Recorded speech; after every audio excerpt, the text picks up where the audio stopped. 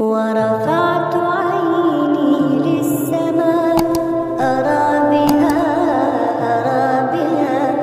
Ya, akhir-akhir ini saya merasa prihatin dengan adanya beberapa habaib yang tersandung kasus hukum yang oleh sebagian kita disebut dengan istilah kriminalisasi. Sikap sebagian saudara-saudara muslim kita yang lain ikut mencaci dan mengolok-olok para habaib yang dijadikan tersangka dalam kasus hukum.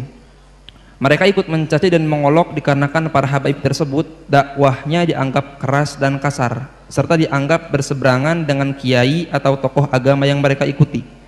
Bagaimana kita harus menyikapi keadaan ini?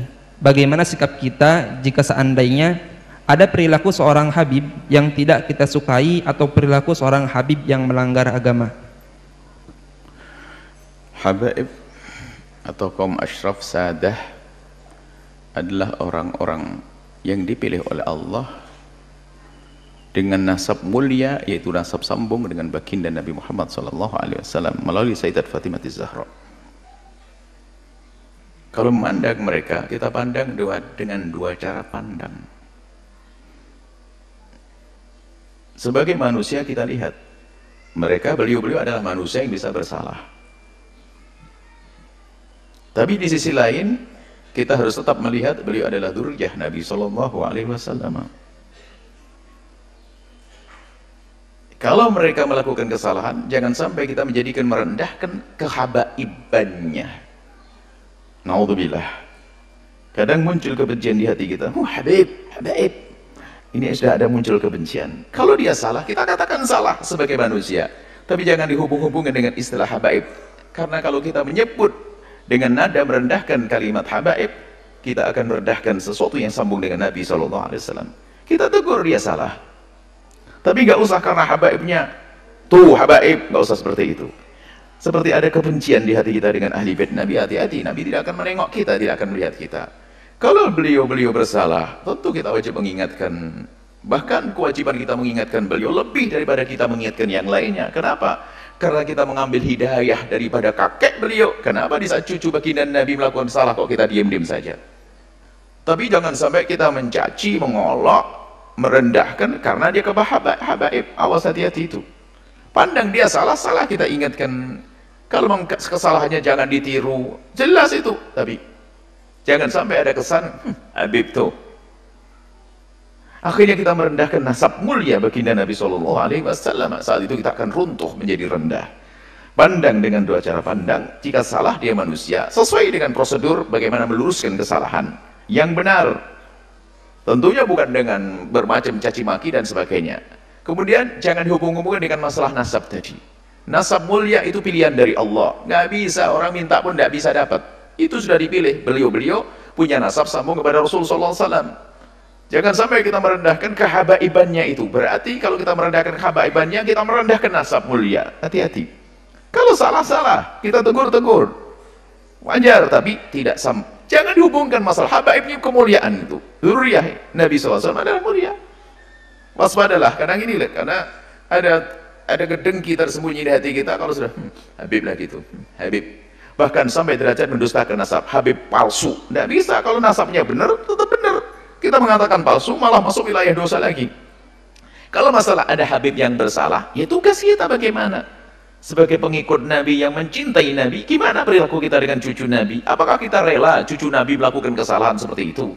Kalau kita rela, Nabi tidak akan rela kepada kita. Nabi akan marah, kamu mengambil hidayah dariku, tapi cucuku salah kau biarkan. Akan marah Rasulullah kepada kita. Tapi juga jangan dicaci, direndahkan gara-gara kehabaibannya. Hati-hati. Ini penting sekali masalah urusan dengan habaib dzurriyyah baginda Nabi Muhammad SAW. Wallahu a'lam bishawab. Sementara ajaran-ajaran lain selain ajaran Al-Quran, ajaran Al-Hadis tidak dibenarkan dalam ajaran Islam. Seperti jika ada orang yang mengatakan bahwa kemuliaan seseorang ditentukan oleh keturunannya. Siapa orang yang keturunan orang besar, maka dia orang yang paling mulia. Ini bukan ajaran Islam. Dalam Islam kemuliaan seseorang tidak dilihat dari siapa dia dilahirkan, tapi apa kualitas dia dalam kehidupan. Kemuliaan seseorang tidak dilihat dari siapa dia bapaknya, tapi dilihat dari seberapa besar takwanya kepada Allah Subhanahu wa ta'ala. Setiap ajaran yang berbeda dengan itu wajib ditolak dan tidak boleh diterima, karena tidak ada sumber dari ajaran Islam, dari ajaran Allah Subhanahu wa ta'ala. Orang yang mengaku dirinya keturunan Nabi misalnya, yang asli sekalipun, dia tidaklah lebih mulia dari yang lainnya, kecuali dia telah membuktikan kualitas dia dalam kehidupan dari sisi ilmunya dan bagaimana akhlaknya dalam berinteraksi dengan sesamanya. Itu yang asli. Apalagi yang palsu. Orang ngaku turunan Nabi tapi palsu. Saya ibu-ibu telah meneliti secara ilmiah bagaimana pengakuan-pengakuan orang yang selama ini mengaku sebagai keturunan baginda Nabi. Setelah diteliti secara ilmu sejarah, ilmu nasab, ternyata mereka bukan hanya bukan keturunan Nabi, tapi ternyata mereka bukan orang Arab acan. Dilihat dari ilmu nasab, tidak nyambung. Dilihat dari ilmu sejarah, fiktif.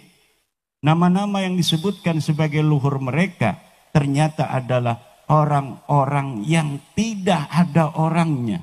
Jejodok-jejodok sawah. Disebutkan nama-namanya, tetapi kemudian tidak ada dilihat dari kesejarahan yang ditulis oleh ulama dari mulai abad ke-5, ke-6, ke-7, ke-8, ke-9. Tidak ada mereka disebut sebagai orang-orang yang mempunyai pangkat dalam kehidupan, baik sebagai orang kaya maupun sebagai ulama. Jangankan sebagai orang kaya, yang mereka mengaku bahwa leluhur mereka pindah dari Irak ke Yaman, membawa kekayaan berpuluh-puluh onta. Ternyata itu cerita palsu belaka. Mereka mengaku bahwa mereka turunan Nabi yang pindah ke Yaman dari Irak. Ternyata saya telusuri, ketemu itu namanya. Memang Ahmad bin Isa adalah sebagai keturunan Nabi asli pakai sod. Dia ada di dalam kitab Tahdhibul Ansab 435 Hijriah. Dia ada di dalam kitab Muntaqilatut Talibiyah 470 Hijriah. Dia ada di dalam kitab Al-Majdi 490 Hijriah. Dia ada di dalam kitab Asy-Syajarah Al-Mubarakah 597 Hijriah. Dia ada di dalam kitab Al-Fakhri 700 Hijriah. Dia ada di dalam kitab Al-Asili 787 Hijriah. Dia ada di dalam kitab As-Sabatul Musan 780 Hijriah. Dia juga ada di dalam kitab Umdatul Talib Al-Kubra 828 Hijriah.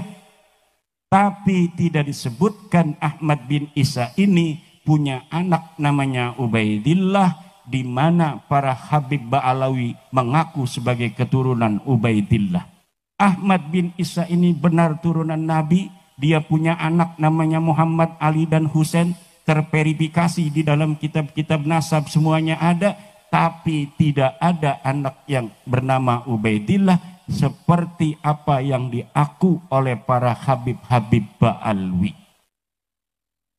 Tidak terverifikasi sebagai turunan Nabi. Tidak pula terverifikasi secara ilmu sejarah sebagai tokoh yang pernah ada di dunia ini di masa lalu.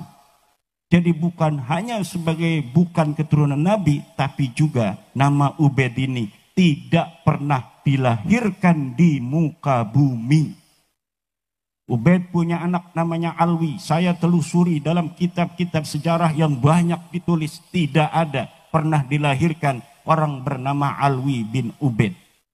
Katanya Alwi punya anak namanya Muhammad. Tidak pernah ada orang dilahirkan di dunia ini yang bernama Muhammad bin Alwi bin Ubaid.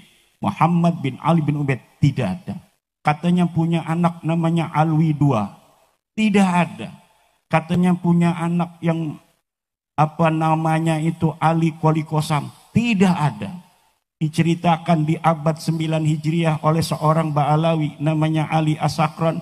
Katanya dia kalau tasyahud salam pada Rasulullah, Assalamualaikum ya Rasulullah, selalu mengulang-ulang sampai kemudian Rasulullah itu menjawab salamnya. Ternyata diverifikasi nama itu bukan nama Ali Kolikosam, leluhurnya Habib Alwi. Ini yang saya teliti secara ilmiah dan sampai sekarang tidak ada jawaban untuk bagaimana mereka bisa membuktikan di abad di mana Ahmad bin Isa itu ada, yaitu 345 Hijriah. Apakah ada yang menyatakan bahwa Ahmad bin Isa punya anak namanya Ubaid? Mereka tidak bisa jawab. Katanya pindah dari Irak ke Yaman. Mana kitab yang menyebutkan sebelum abad ke-9? Di mana mereka mengaku di abad 9 itu sebagai turunan Nabi. Sebelumnya mana kitab satu saja kitab nasab yang menyatakan mereka turunan Nabi? Tidak ada. Padahal kitab nasab banyak ditulis di sepanjang tahun antara 345 sampai 895 Hijriyah. Kemudian saya tanya lagi, adakah satu kitab saja yang menyatakan bahwa Ahmad bin Isa ini pindah dari Basrah ke Yaman? Tidak ada. Saya dapat membuktikan bahwa Ahmad bin Isa ini ada di kota Madinah, di satu kampung namanya Kampung Surya, di mana Kampung Surya ini adalah salah satu kampung di Madinah Al-Munawwarah yang menjadi basis seluruh keturunan baginda Nabi. Ahmad bin Isa ada di situ 243 Hijriyah. Dan tidak ada keterangan bahwa beliau pernah pindah ke Basrah atau dari Basrah pindah ke Yaman. Tidak ada. Dia orang Madinah, ada di Madinah. Wafatnya tidak disebutkan di dalam kitab Al-Ghaibah karangan At-Tusi di abad ke-5. Tetapi mengenai dia tidak punya anak namanya Ubaid, itu telah menjadi konsensus seluruh para penulis kitab-kitab nasab. Tidak ada Ahmad bin Isa alaihissalam mempunyai anak namanya Ubaidillah.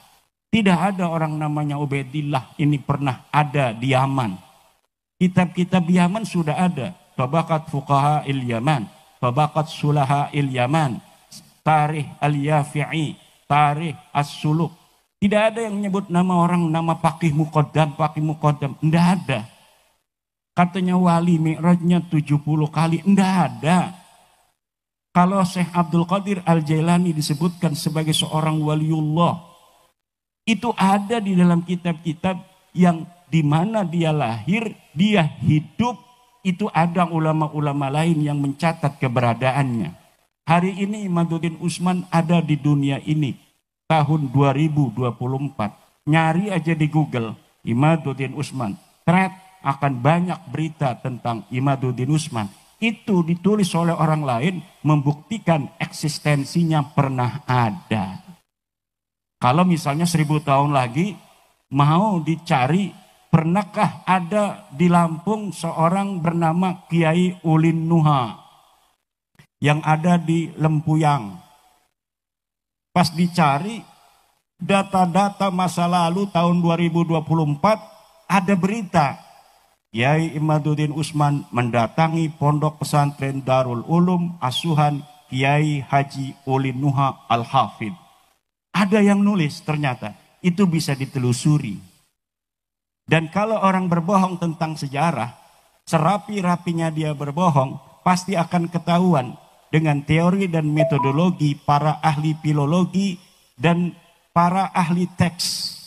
Jadi cara untuk mengungkap kepalsuan sejarah itu bisa ditelusuri dengan metodologi studi teks dan studi intertekstualitas. Contohnya begini, ada orang nyalon bupati, dia punya ijazah Madrasah Aliyah Darul Ulum 2024. Nyalonnya ini 2024.